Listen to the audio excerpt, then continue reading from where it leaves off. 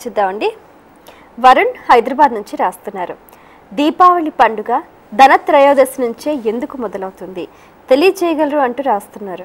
దీపావళి అనేది మనకు ప్రపంచంలో అన్ని పండుగలు ఒక రోజు 2 రోజులో 3 రోజులో వస్తాయి. ఇప్పుడు సంక్రాంతి అంటాం మనం, దానికన్నా ముందు భోగి అంటాం, తర్వాత కనుము అంటాం, మధ్యన సంక్రాంతి 3 రోజులు అంటాం.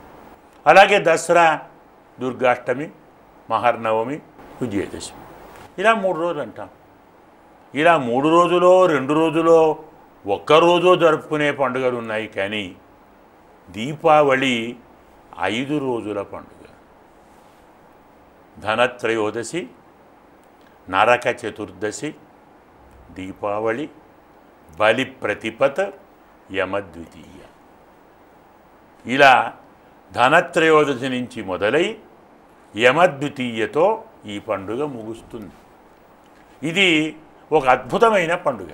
ఇప్పుడే చెప్పుకున్నాం, ధనత్రయోదశి అంటే ఆధ్యాత్మిక సంపదను పెంచేది, మానసిక శాంతిని పెంచేది, కుటుంబంలోని సఖ్యతను పెంచేది, పరివారంలోని ప్రశాంతతను పెంచేది కదా. ఇన్ని సంపదలు చేరితే మనం ఆనందంగా ఉంటాం. ఏం చేస్తాం? మన మనస్సు కోటి దివ్యల కాంతిని వెలిగిస్తుంది కదా. తెల్లారి నరక చతుర్దశి 13 చేరితే 14వది పోతుందట. అంతే. 5 జ్ఞానేంద్రియాలు, 5 కర్మేంద్రియాలు, మనస్సు, బుద్ధి, అంతఃకరణం ఇవన్నీ పరమాత్మను చేరితే, ఇవన్నీ అమ్మ ఒడిలో చేరితే నరకుడు పోతాడు. వాడు 14వాడు. అంటే ఏమిటి? అప్పటిదాకా మనను పట్టి వేధించే అజ్ఞానమే నరకుడు, అవివేకమే నరకుడు, ఆశే నరకుడు, మనలోని ద్రోహ చింతే నరకుడు. వాడు 14వాడు, చతుర్దశ అంటాం. వాణ్ణి అమ్మ ఒడిలో మనం చేరితే స్వామి వాణ్ణి సంహరిస్తాడు. మనం భయపడి వచ్చాం వానికి, అమ్మ అన్నాం, అమ్మ స్వామికి చెప్పింది, వాడిని సంహరించాం. ఇంతకాలం ఈ 13 సమూహాన్ని ఏది భయపెట్టిందో, ఏది తన వశం చేసుకుందో, ఏది మనను తన ఇష్టం వచ్చినట్టుగా ఆడిస్తూ ఉందో అలాంటి దాన్ని స్వామి పోగొట్టాడు.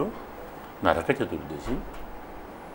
అన్నీ కలిశాయి, అమ్మను చేరాయి. స్వామి అడతుడిని పోగొట్టాడు, అజ్ఞానాన్ని పోగొట్టాడు. మిగిలేది ఆనందమే. ఈ ఆనందమే కోటి దివ్యలు వెలుగుతాయి. అదే దీపావళి. ఇంత ఆనందం చేరితే, ఇంత సంపద చేరితే, ఇంత ప్రశాంతత చేరితే ఇదంతా మన ఒక్కళ్ళమే దాచుకుందామా? దాచుకున్నవాడు మనిషి అంటామా? తనకు చేరిన సంపద 10 మందికి పంచిన నాడే సంపద అవుతుంది. పంచని నాడు సంపద కాదు, విపత్తు అవుతుంది. ఏం చేయాలి? దానం చేయాలి. దానం ఎవరికి ప్రతీక?